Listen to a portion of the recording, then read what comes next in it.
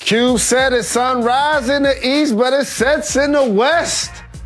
Hey, man, when Klay Thompson returns, oh, my goodness, you're going to have Kawhi, PG, the Splash Brothers, LeBron, and AD.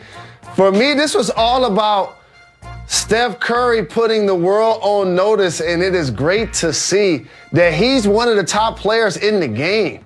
When you won championships the way he has, 3 of them, and haven't won Finals MVP, people can kind of deny you and underestimate that the guy that won it was Kevin Durant. He's been the only unanimous MVP in the history of the league. Now he's out there playing knowing that his team isn't the favorite. And Steph Curry's out there doing crazy work, Jacoby, how he shot them back in the game. One of my guys, Kelly Oubre, it was great to see him have his best game of the season, making some shots and making some plays and playing with enthusiasm. But this was about Steph, in particular late, because they've been trailing late. They have been trailing that second half of that game. Now, Jalen, couldn't help but notice that you haven't actually worn your hair on a program of ours for a few months because it's under construction. And we noticed something about the hair of Wardell Stephen Curry that has really turned the Warriors season around. When he had those braids that you see that were too tight, look at the numbers. Under 20 points a game, not a single win. Look at the field goal percentage. It's across the board. The braids are way too tight. He undoes the braids, lets the hair fly, lets the shots fly. Look at those difference, Jalen Rose. Do you think that really it was just the braids that were holding him back to start the season? It was the braids, but it got him a dope commercial. That's going to be a legacy commercial I see like Chris Paul has with State Farm. But I knew the league was in trouble the next day when he took out the braids and he made 105 straight threes from the corner. So y'all don't have that on there. So y'all forgot that part when he put in that practice. And then all of a sudden, look at those numbers. And I heard you in your intro. When he took out the braids, that was too tight.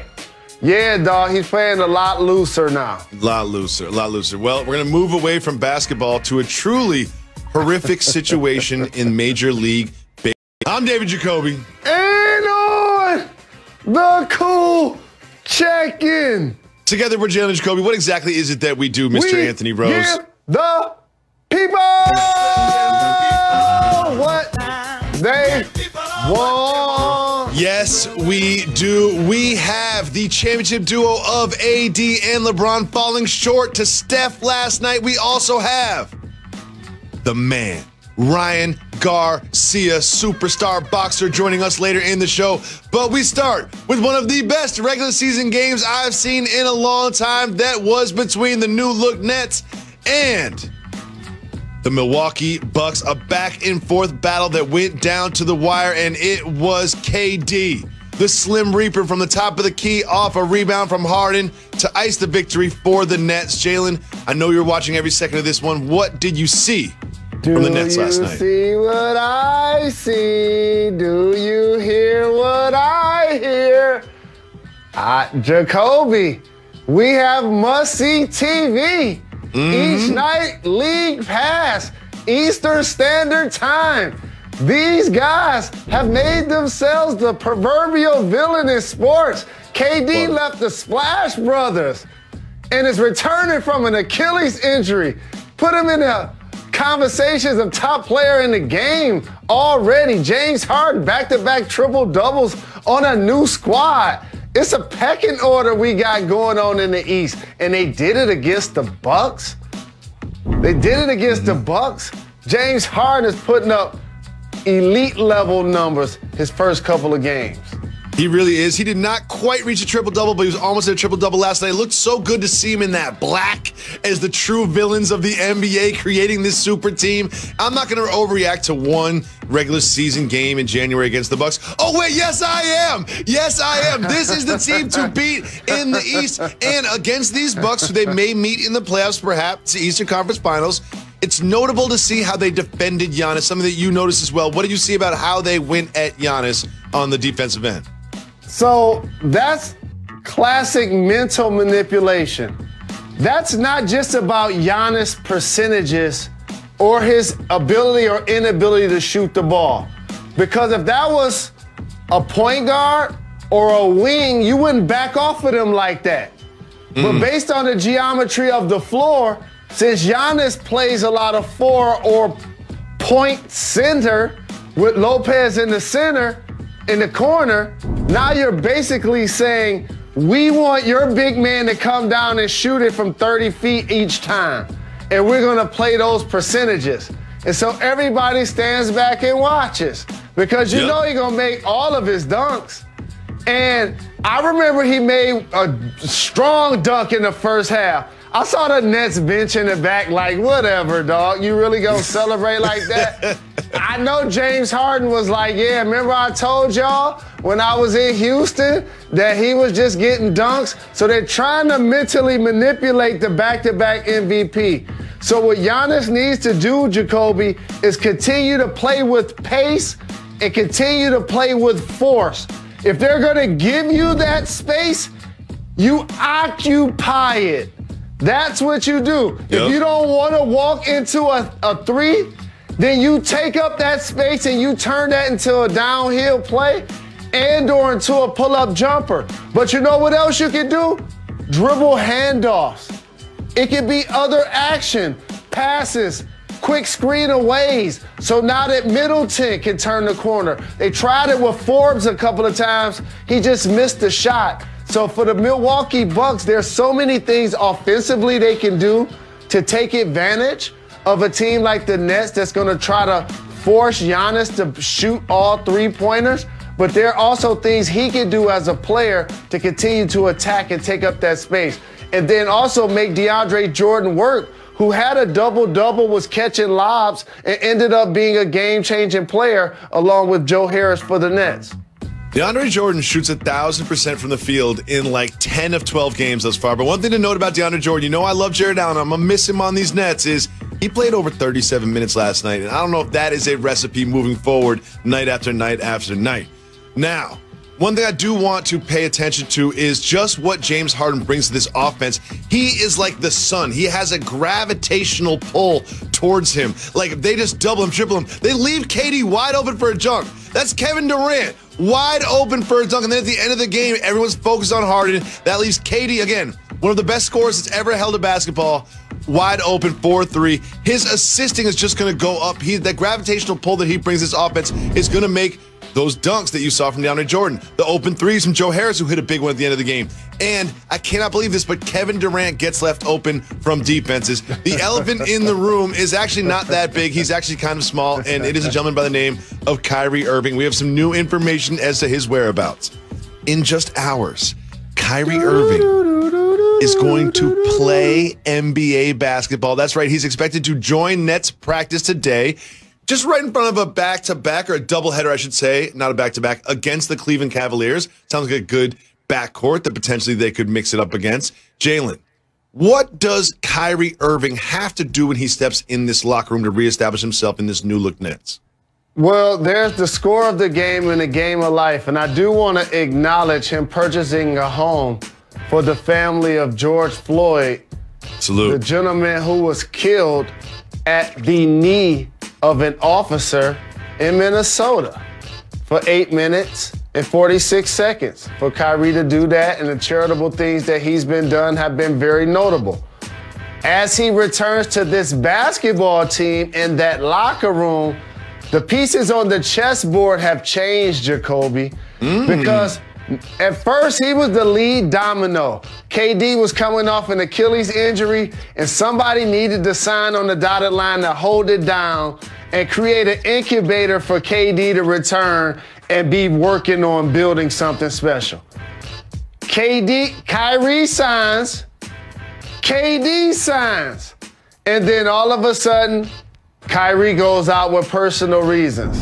And they trade for James Harden, somebody KD has played with before, and also is going to be a high-volume assist player, flirt with triple-doubles, and get his numbers different than Kyrie, which actually doesn't mean they have to necessarily take turns. I know a lot of the plays that they did weren't like assisted toward one another, but like you broke down, there are a couple of plays where they concentrated so much on Harden that KD was wide open.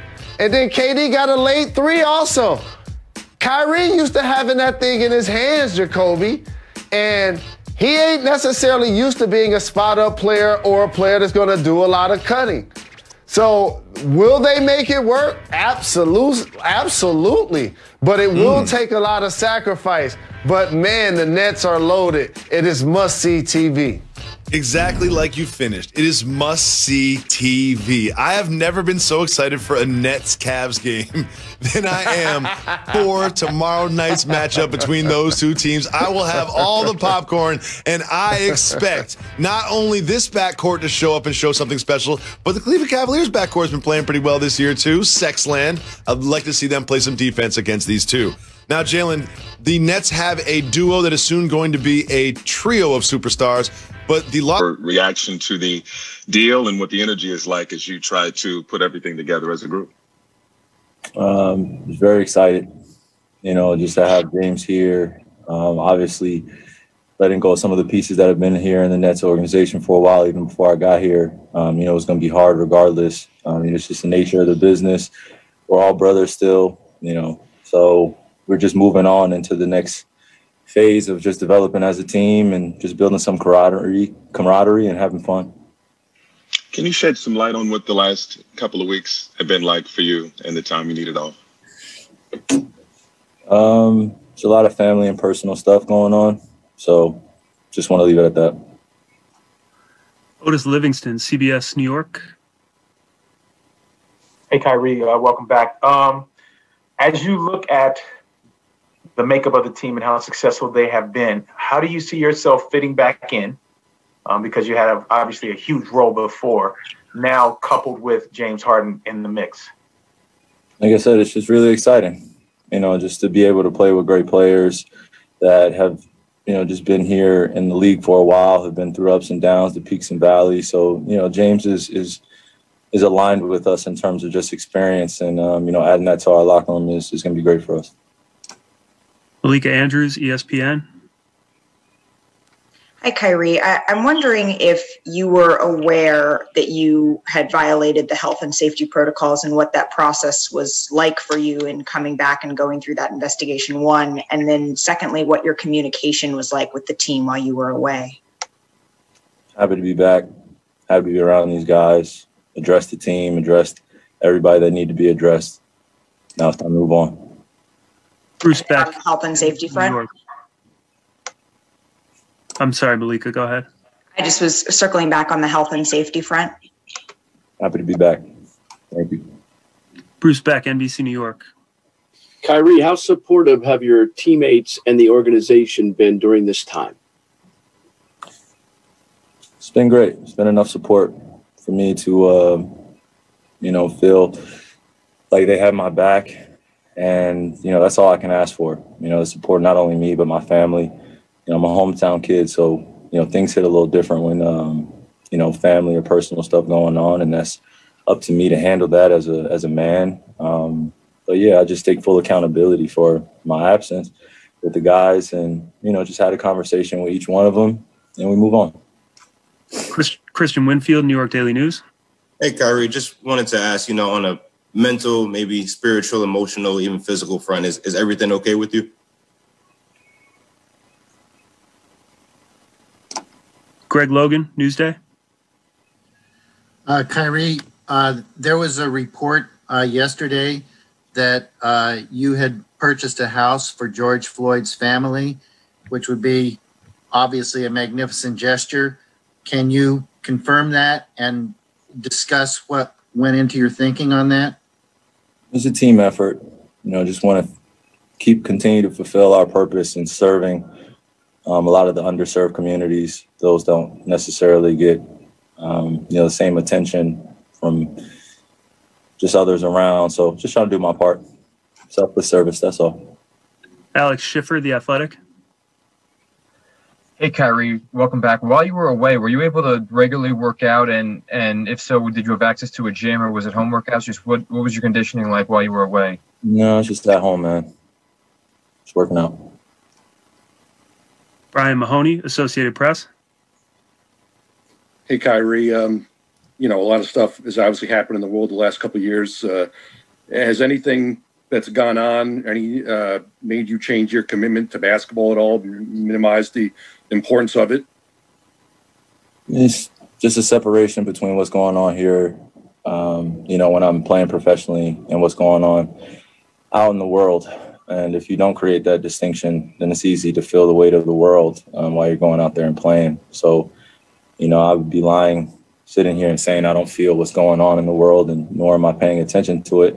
I just have a huge responsibility, I feel, to continue to serve my community and the underserved. And, when I'm out here playing, it's continuing to leave knowledge with these guys and commit to something, like I always say, bigger than ourselves. This team environment here, or just in basketball in general, it takes sacrifice and compromise, and we got to come to an agreement and just stay in balance throughout this long journey. So that's all I'm trying to do.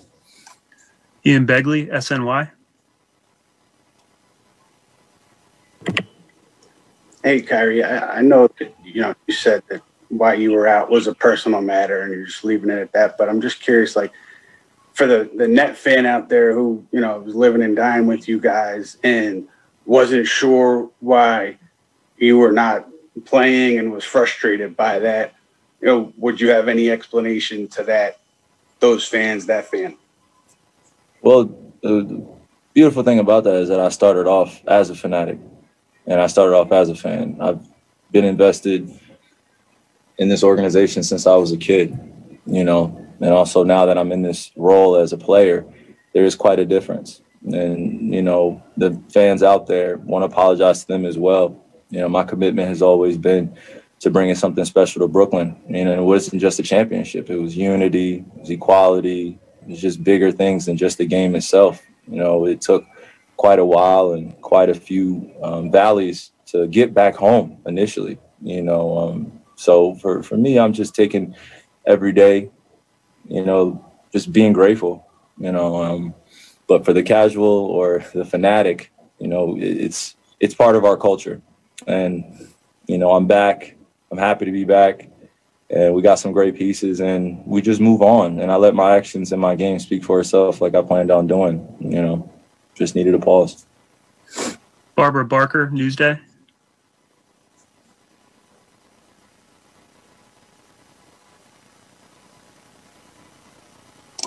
All right, we'll move on back to Greg Logan with Newsday. Kyrie, two things. We know that politically and socially, the country has been fractured the last 4 years. What do you hope happens after this inauguration tomorrow?